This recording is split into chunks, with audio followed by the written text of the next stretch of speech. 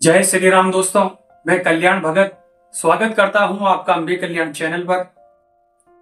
दोस्तों, एक वीडियो के माध्यम से हमें एक महिला द्वारा कमेंट किया गया है कि गुरुजी, झाड़ू को माता लक्ष्मी का रूप माना गया है, कृपया करके झाड़ू से संबंधित जो नियम होते हैं उनके बारे में हमें बताइए। तो दोस्तों, सवाल बहुत अच्छा है और मैं चाहता हूं कि प्रत्येक व्यक्ति इसकी गहराई को समझे, क्योंकि इसके बारे में जानना हर महिला के लिए, हर व्यक्ति के लिए बहुत जरूरी है।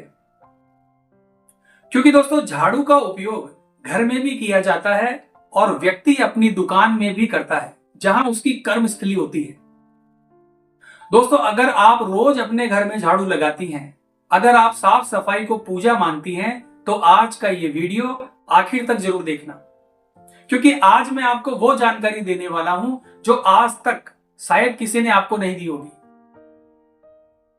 दोस्तों, एक ऐसा पाप है जो महिलाएं रोज अच्छे काम की नीयत से करती है, लेकिन वही जाने अनजाने में किया गया पाप घर से लक्ष्मी को चुपचाप विदा कर देता है।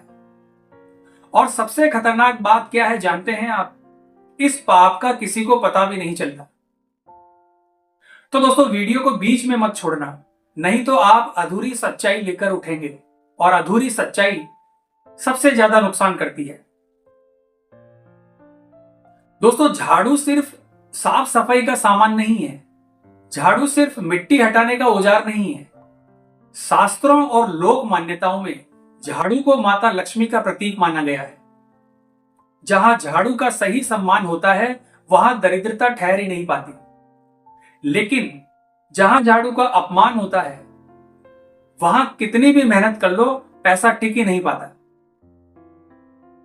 और यही कारण है दोस्तों कि पुराने जमाने में झाड़ू को पैर से नहीं लांघते थे, उसे उल्टा नहीं रखते थे, और सबसे बड़ी बात, गलत समय पर झाड़ू कभी नहीं लगाते थे।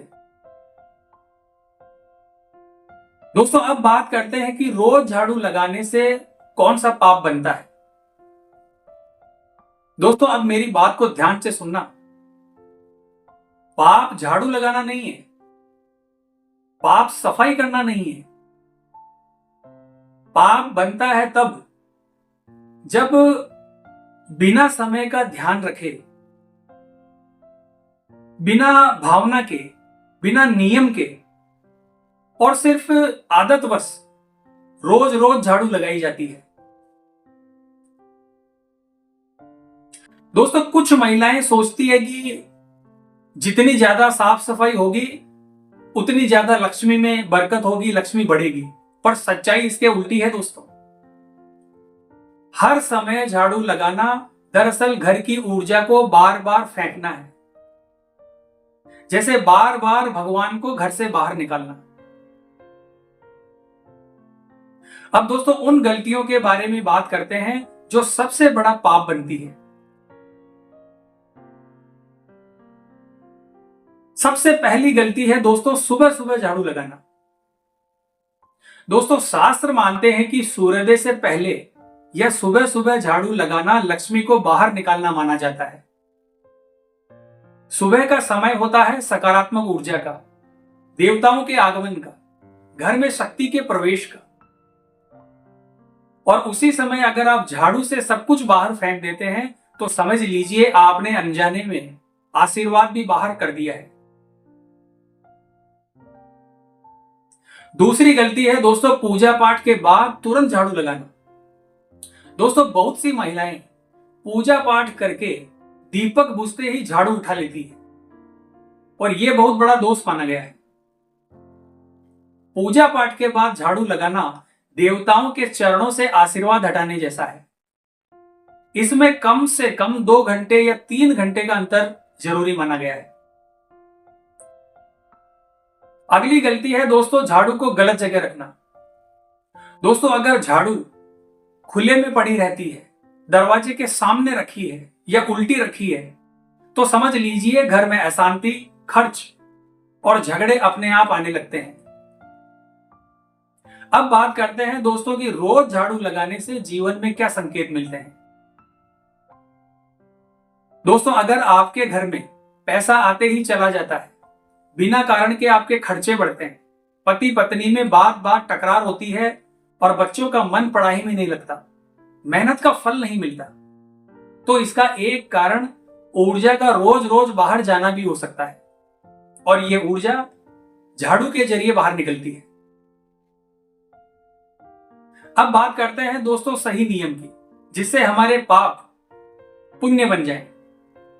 दोस्तों अब मेरी बात को ध्यान से सुनना। झाड़ू हमेशा सूर्य निकलने के बाद या सूर्यास्त से पहले लगाएं। हफ्ते में 1 या 2 बार पूरे घर की झाड़ू पर्याप्त है। रोज अगर झाड़ू लगानी है तो सिर्फ किचन या प्रवेश द्वार पर ही लगाएं। झाड़ू लगाने के बाद 2 मिनट शांति से बैठकर मन ही मन कहें, हे माता लक्ष्मी, आप हमारे घर में स्थिर रूप से विराजमान हो जाइए। दोस्तों माता लक्ष्मी सफाई से नहीं भागती, वो अविवेक से दूर जाती है। और जो स्त्री नियम पूर्वक घर को संभालती है वही घर को स्वर्ग बनाती है। तो दोस्तों आज की वीडियो में बस इतना ही। अगर जानकारी आपको अच्छी लगी है तो कमेंट बॉक्स में जय श्री राम जरूर लिखना।